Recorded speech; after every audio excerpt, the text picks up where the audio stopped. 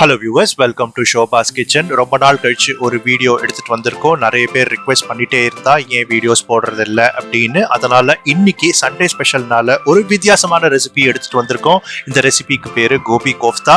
இது ட்ரெடிஷ்னலா பண்ற மலாய் கோஃப்தாவோட கொஞ்சம் டிஃப்ரெண்டா நம்ம பண்றது. அதனால இதுக்கு என்ன இன்கிரீடியன்ஸ் வேணும் அப்படிங்கிற ஒரு ஃபுல் லிஸ்ட்டை எடுத்து ஸ்கிரீன்ல உங்களுக்காக போட்டிருக்கேன். லிங்க் டிஸ்கிரிப்ஷன்லயும் ஃபுல் டீடைல்ஸ் கொடுத்துருக்கேன். வாங்க இந்த ரெசிபியை எப்படி பண்றதுன்னு போய் தெரிஞ்சுக்கலாம். காலிஃப்ளவர் எடுத்துட்டு இருக்கேன். இந்த சைஸ் இது இந்த மாதிரி கட் பண்ணி வச்சுக்கணும். இது வெந்நீர்ல இந்த காலிஃப்ளவர்லாம் போட்டு வாஷ் பண்ணிக்கணும். இதெல்லாம் ஹாட் வாட்டர்ல போட்டாச்சு. இது வெந்நீர்ல எடுத்து நல்லா துணியில துடைச்சு வச்சிருக்கேன். ஒரு பிளேட்ல வச்சு 10 நிமிஷம் ஆறுது. கிரேட்டர் எடுத்துட்டு இருக்கேன். இப்போ இந்த பொடியா இருக்கிற சைட்ல இந்த காலிஃப்ளவரை கிரேட் பண்ணி வச்சுக்க போறேன். காலிஃப்ளவர் கிரேட் பண்ணி வச்சாச்சு. 1/4 டீஸ்பூன் மஞ்சள் பொடி, 1/2 டீஸ்பூன் காஷ்மீரி சில்லி பவுடர், தனியா பவுடர் 3/4 டீஸ்பூன், சால்ட் 1 டீஸ்பூன், துருவின இஞ்சி 1/2 டீஸ்பூன், ஒரே ஒரு பச்சை மிளகாய் நறுக்கி போடுறேன், 1/2 கப் கடலை மாவு எடுத்துட்டு இருக்கேன். இதுல போட்டு பிசைய போறேன். தேவைப்பட்டா இன்னும் கொஞ்சம் ஆட் பண்ணிப்பேன். இதை நல்லா மிக்ஸ் பண்ணிக்க போறேன். இது நல்லா மிக்ஸ் பண்ணி வச்சுட்டாச்சு. கையில கொஞ்சம் எண்ணெய் பூசிட்டு இருக்கேன். இப்போ இது ரவுண்டா உருட்டி வச்சுக்கணும்.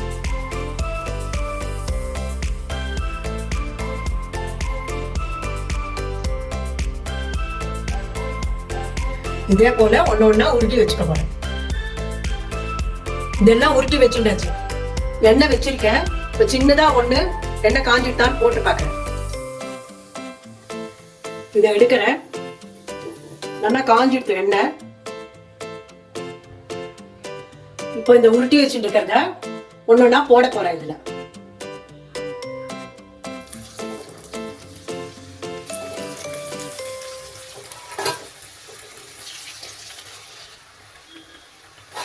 இப்போ இது நிதானமா தீயில நிதானமா வேகணும். அது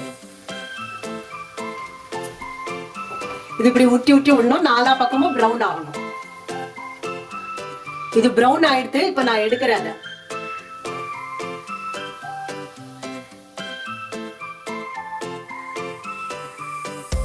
பொரிச்சு எடுத்தாச்சு.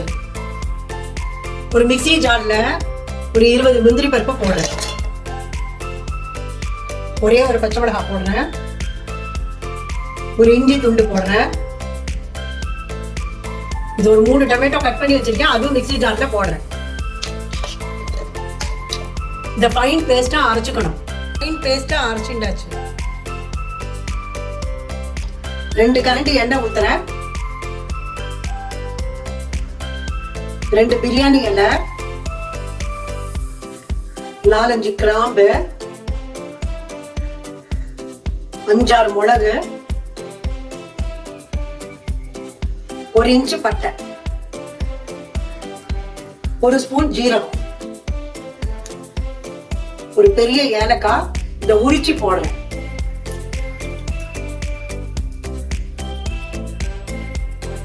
இது கசூரி மேத்தி 1 டேபிள் ஸ்பூனு. இதை கொஞ்சம் கையில பொடிச்சு போடுறேன். இதை நல்லா வறுத்துக்கணும்.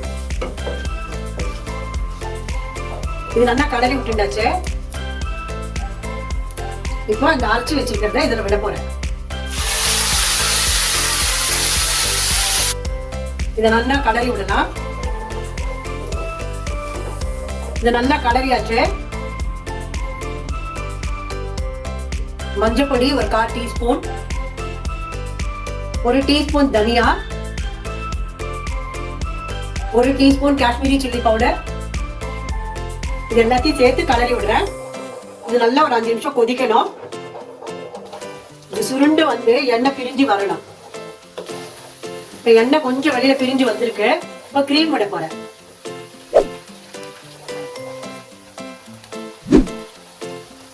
½ கப் கிரீம் விடுறேன். இதை நல்லா கலரி விடுறேன். இது நல்லா கலரி விட்டேன். இது இன்னும் கொஞ்சம் சுண்டணும். இது நல்லா சுண்டிட்டு ஒரு 10 நிமிஷம் ஆச்சு சுண்டறதுக்கு. இப்போ ஒரு கிளாஸ் தண்ணி விட போறேன். இப்போ தண்ணி விடுறேன். இது நல்லா ஒரு கிளாஸ் தண்ணி விட்டு கலரி விட்டாச்சு. தேவைப்பட்டா இன்னும் கொஞ்சம் தண்ணி விட்டுக்கலாம். நல்லா கலரி விட்டாச்சு. இப்போ உப்பு போடுறேன். தேவையான அளவு உப்பு போட்டுக்கலாம். இதை நல்லா கலரி விடுறேன். இது நல்லா கொதிச்சுட்டு இப்போ 1/4 டீஸ்பூன் கரம் மசாலா போடுறேன். இது நல்லா கலரி விட்டுக்கலாம். இது கலரி விட்டுட்டாச்சு. கொஞ்சம் கொத்தமல்லி போடுறேன். இதை நல்லா மிக்ஸ் பண்ணி விட்டுக்கலாம். இந்த கோப்தாவை இதுல போட்டு போறேன்.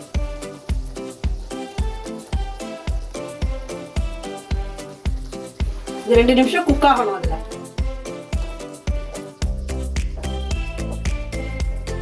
இந்த கோப்தாவை நல்லா மிக்ஸ் பண்ணிக்கணும். அதுல இது நல்லா மிக்ஸ் பண்ணிட்டாச்சு. இது ஆயிடுது, ரெடி ஆயிடுது. நீங்க வீட்டுல ட்ரை பண்ணிட்டு எப்படி வந்திருக்குன்னு கமெண்ட் பாக்ஸ்ல கமெண்ட்ஸை போடுங்க. இந்த கோபி கோஃப்தா ரெசிபி இப்போ ரெடி ஆயிடுது. இது உங்களுக்கு பிடிச்சிருக்கும்னு நான் நம்புறேன். இதை வீட்டில் ட்ரை பண்ணிட்டு உங்களுக்கு எப்படி வந்திருக்கு அப்படிங்கிற கமெண்ட்ஸை கீழே கமெண்ட் பாக்ஸ் சொல்லுங்க. அதோட உங்களுடைய சஜஷன்ஸ் ஆர் ரிக்வெஸ்ட் ஏதாவது இருந்ததுன்னா அதையும் கமெண்ட்ஸ்ல நீங்க போடுங்க. இந்த வீடியோ பிடிச்சிருந்ததுன்னா லைக் பண்ணுங்க, ஃப்ரெண்ட்ஸ் அண்ட் ஃபேமிலியோட ஷேர் பண்ணுங்க. ஷோபாஸ் கிச்சனை மறக்காம சப்ஸ்கிரைப் பண்ணுங்க. பக்கத்தில் இருக்கிற பெல் ஐக்கானை பிரஸ் பண்ணுங்க. நான் திரும்பவும் ஒரு புது ரெசிபியோட உங்களை சந்திக்கிறேன். இந்த வீடியோவை கடைசி வரைக்கும் பார்த்ததுக்காக ரொம்ப நன்றி.